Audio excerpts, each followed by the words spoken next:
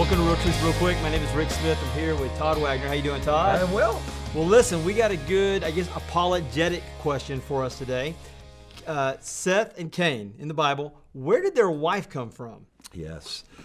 Well, the reason people ask this is they go, surely they're not a bunch of folks live in the backwoods that slept with their sister, are they?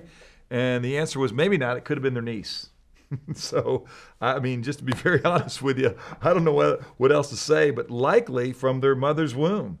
I think if you want to get all high tone about it, you could say in Proverbs 19:14, it says, a prudent wife is a gift from the Lord. So it was a gift from God. But where did that gift come from? All right, there were no other families on the earth. We believe that God created Adam and Eve, and Adam and Eve were fruitful and multiplied. We know from Genesis 5, chapter 5, verse 4, it says after the birth of Seth, it says that Adam and Eve had many other children. They lived for hundreds of years, 800 plus years. And so there was lots of kids that were there. And what apparently was true is that understanding that Adam and Eve, when they were created, right, they were created without sin, without defect. There wasn't any curse on the world. And so there wasn't recessive genes. And that's really why today we don't allow or commend to people that they marry close relatives, because when people marry close relatives, those recessive genes have a chance to be more dominant in the way that they present themselves, and it causes all kinds of increasing birth defects. That wasn't the case early on. It's not till Leviticus chapter 18, I think, where God forbids people to intermarry close relatives.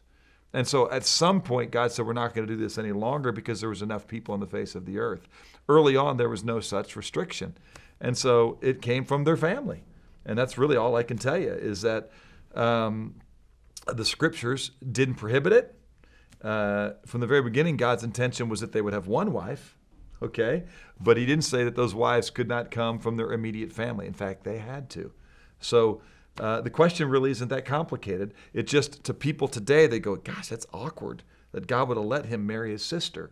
And I would say that early on, God didn't forbid that. By the way, we don't know how old Cain was when he murdered Abel, except it seems to imply that there were adults that were working. Cain was working in the field. Abel was tending the flocks.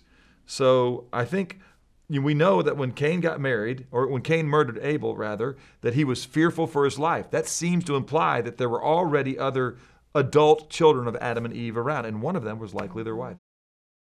All right, there you go, under 5 minutes. Great. Well, listen, if you're watching this on YouTube right now, hopefully, if you're watching this on YouTube, it's not so you can get permission to marry your sister. That's right. Because you are born after Leviticus 18, so that is no longer permissible. So let's just get that straight. Thank you for the clarification. That's important. Listen, we have over 100 videos on our YouTube channel. Be sure to check those out if they're helpful for you. Send them off to a friend, and we'll see you next week on another episode of Real Truth Real Quick.